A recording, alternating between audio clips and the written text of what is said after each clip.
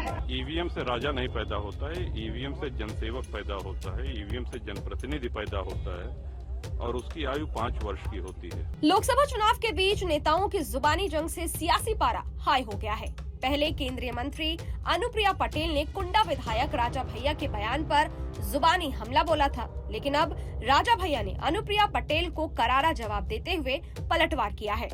दरअसल अनुप्रिया पटेल ने एक जनसभा में कहा था कि अब राजा लोकतंत्र में रानी के पेट से पैदा नहीं होता है, अब राजा ईवीएम की बटन से पैदा होते हैं। स्वघोषित राजाओं को लगता है कि कुंडा उनकी जागीर है। उनके भ्रम को तोड़ने का अब आपके पास बहुत बड़ा और सुनहरा मौका है। से पैदा नहीं होता, ईवीएम के बटन से पैदा होता है।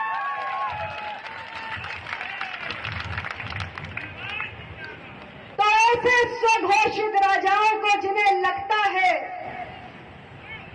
कि कुंडा हमारी जागीर है, उनके भ्रम को तोड़ने का अब आपके पास एक बहुत बड़ा सुनहरा अवसर आ चुका है।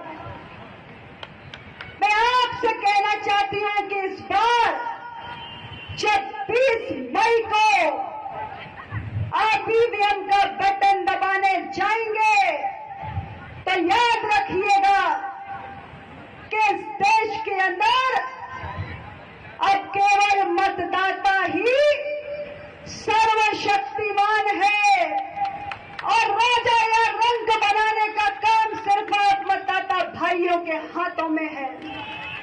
केंद्रीय मंत्री अनुप्रिया पटेल के बयान पर पलटवार करते हुए राजा भैया ने कहा है कि राजा या रानी अब पैदा होना बंद हो गए हैं। ईवीएम से राजा नहीं पैदा होता है, ईवीएम से जनसेवक पैदा होते हैं या जनता का प्रतिनिधि पैदा होता है। वो बयान अनावश्यक था, उसकी कोई आवश्यकता नहीं थी देने की।